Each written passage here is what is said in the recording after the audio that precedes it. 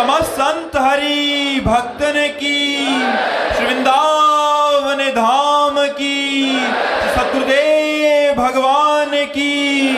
अमन त्रिवेदी जी कानपुर से।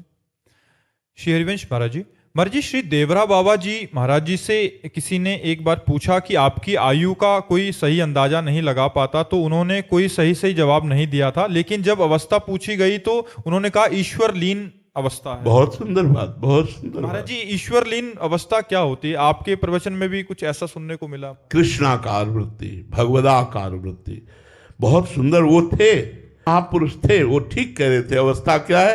ईश्वर लीन। वो हर समय भगवान में स्थित रहते थे, वो हर समय भगवान के चिंतन परायण थे, अद्भुत महापुरुष थे। हमारा भारत ऐसे ब्रह्म ऋषियों से जगमगाता रहता है, थे, हैं और रहेंगे। हाँ, हमारी पहुंच से हो सकता है वो बाहर हो, हम उनको ना देख पा रहे हो, उनसे ना मिल पा रहे हो, या मिलकर भी पहचान ना पा रहे हो, लेकिन हमारा देश ऐसे ब्रह्म ऋषियों से युक्त था, है और रहेगा, जो ब्रह्मलीन, ईश्वरलीन, भगवत तन्मयता प्राप्त हैं, आज भी हैं, पक्का विश्वास कर लीजिए। तो बाबा ईश्वरलीन महापुरुष थे, ये पूर्ण विश्वास है, और उनकी कृपा से अनुभव भी है कि देवरा बाबा ब्रह्मलीन महापुरुष थे, भगवत चिंतन परायण ईश्वरलीन महापुरुष थे। तो उनकी अवस्था ईश्वरलीन थी, वो सत्य कह रहे थे। तक अन्न नहीं मिला, केवल गंगा जल पीकर भी जीवन व्यतीत किया, तो सुनकर मन भर आता है महाराज जी। हमें तो अपने छोटे से छोटे दुख में भी मन डगमगाने लगता है, फिर आप इतनी कम आयु में भगवान के प्रति अपनी आस्था, धैर्य और दृढ़ता को कैसे अड़िग रख पाए? ये हमारा इस जन्म का नहीं था, ये हमारे पूर्व जन्म का था। पूर्व जन्म में साधना अधूरी रह गई थी, के कुल में जन्म हुआ। पिताश्री पूर्ण ब्रह्म ऋषि के द्वारा एक किसान होते हुए भी गीता जी और रामचरितमानस इनका पाठ करके, गुरुदेव की चरण पादुका का चरणामृत लेकर के तब ही अन्न जल खाते थे, ऐसे नहीं। और संत महात्मा आते रहते, और रोज शाम के श्रीमद् भागवत की कथा होती, तो एक भागवतिक वातावरण, जैसा भगवान ने योग भ्रष्ट पुरुष के लिए लिखा है, वैसा भागवतिक माता पिता, भागवतिक वातावरण और पूर्व जन्म का एक धरोहर। जब मैं कक्षा 8 में था और स्कूल से पढ़ के आता, तो आते ही सबसे पहला कार्य माँ करती, झोला उतार के टांगती, जो बैग था, ये पधारेगी, ये मरेगी, फिर मैं कैसे रहूँगा। पता नहीं क्यों ऐसा प्रश्न आता। जो कोई हमें प्यार करता लगा, ये भी मृत शरीर वाला है, मरेगा, इससे क्या प्यार करना, ये भी जाएगा। ऐसी उदासीनता बढ़ी कि 9th साइंस साइट पास करके हाई स्कूल में फार्म भी नहीं भरा और भाग पड़े घर से। वो पूर्व जन्म का भजन जो था, वो टिकने नहीं दिया, जैसा भगवान ने योग भ्रष्ट पुरुष के लिए लिखा है, वो भगाया। और भागते भागते आज पायो परम विश्राम। हम लोग तो ऐसे किसी भी खिलौने में राजी हो जाते हैं, खेलने लगते हैं, लेकिन हमारे भगवान रूपी माँ ऐसे कृपाल में खिलौना छीन लेते हैं। चल मेरी गोद में आ, खिलौनों में मत खेल, खिलौनों में मत खेल। तो भगवान ने आज तक कभी किसी खिलौने से खेलने नहीं दिया।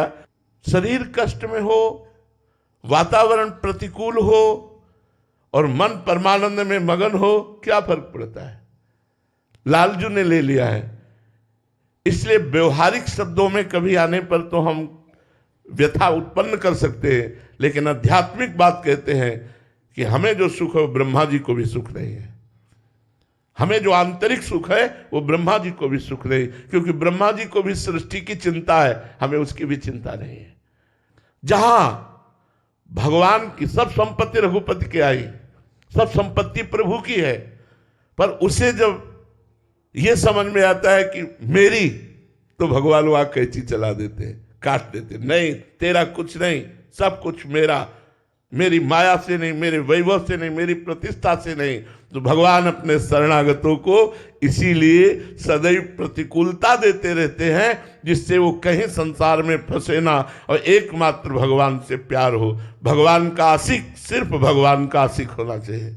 ये सब स्वार्थी लोग हैं। प्यार करने वाला कभी ये अनुकूलता नहीं देखता, कभी ये नहीं देखता, सुख नहीं देखता। प्यार के मार्ग में चाहे सूल पड़ा हो, वो भागता हुआ चला जाता है।